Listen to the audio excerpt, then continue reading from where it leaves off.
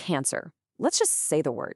For so many of us, that single word brings up this deep, almost primal fear, right? It's a topic we often feel is better left alone, something wrapped up in dread and a whole lot of uncertainty.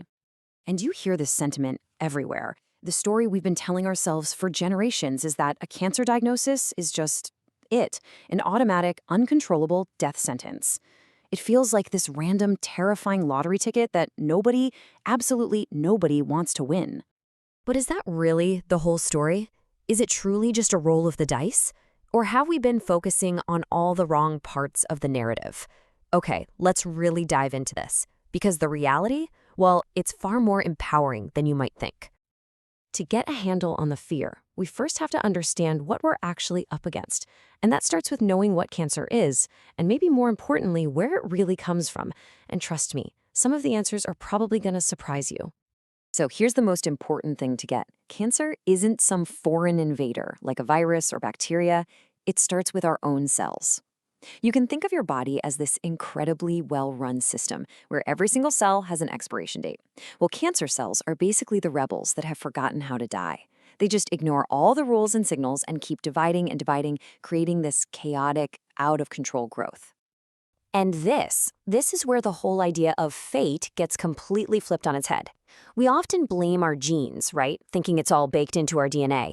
But the science shows that's only about 10% of the story. A whopping 90% of cancer risk is acquired. It comes from the way we live and the world around us. What that means is the power isn't just locked away in our genes. It's in our daily decisions. And when we dig into that huge 90% slice, two factors just jump right out: smoking and obesity. Get this, together, they're responsible for an incredible 40% of all cancer-related deaths.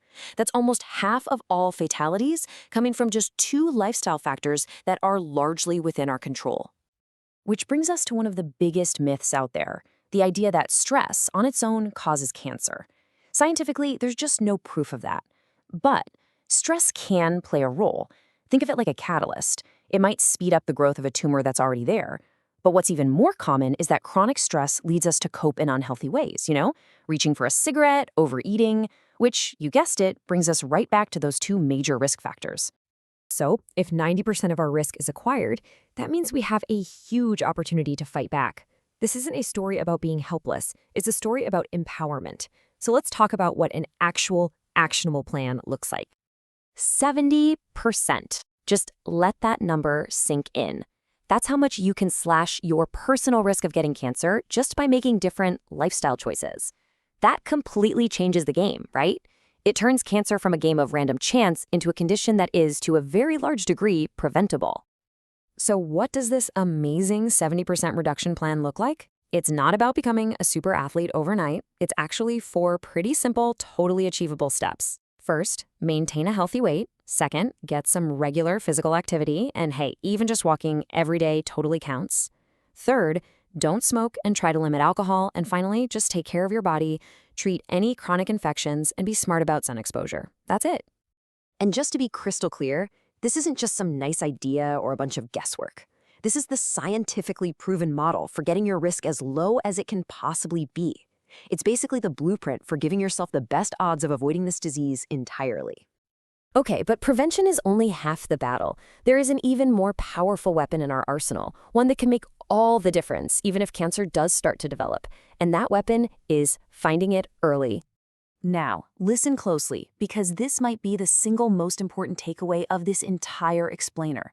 If you wait for symptoms, like unexplained weight loss or a pain that just won't go away, you have waited too long. Those are not early warning signs. They are signs of advanced disease. And that's when the fight becomes infinitely harder to win. And this slide right here shows you why. A tumor doesn't just show up overnight. It is a slow, silent process. For a tumor to grow to just 1 centimeter, which is a size that's detectable with modern screening, it takes, on average, 5 to 8 years. And for that entire time, you feel completely fine. You have 0 symptoms. The disease is growing, but you have absolutely no idea it's there. The difference between finding that 1 centimeter tumor and waiting for symptoms is just staggering. I mean, look at this. When it's found early, stage 0 or 1, the cure rate is between 90 and 100%. Treatment is often a small surgery, very little disruption to your life. But when it's found late, the cure rate plummets. We're talking months, maybe years of grueling therapy, major surgery, taking a year or more completely out of your life. The two scenarios, they're not even in the same universe. Okay, so let's bring this all back together. We started with this idea of fear, right?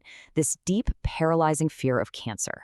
But everything we've just talked about, it gives us the tools to take that fear apart, piece by piece. With modern prevention and the power of early detection, that old story is finished. It's obsolete. The idea that cancer is an uncontrollable death sentence is, simply put, a myth. It should be seen as a serious disease, for sure, but one that is often manageable and even curable, especially when you're proactive. The story has changed. So really, it all boils down to one final critical question. The fear we feel is real, I get that. But maybe we've been pointing it at the wrong thing. What should we truly be afraid of? Because this is the choice. On one hand, you have the fear of a regular checkup, which is, let's be honest, a minor inconvenience. On the other hand, you have the fear of finding out too late, a genuinely life-altering event with devastating consequences. When you frame it like that, the choice becomes pretty clear, doesn't it? The real thing to be scared of isn't the checkup. It's what happens when you decide to skip it.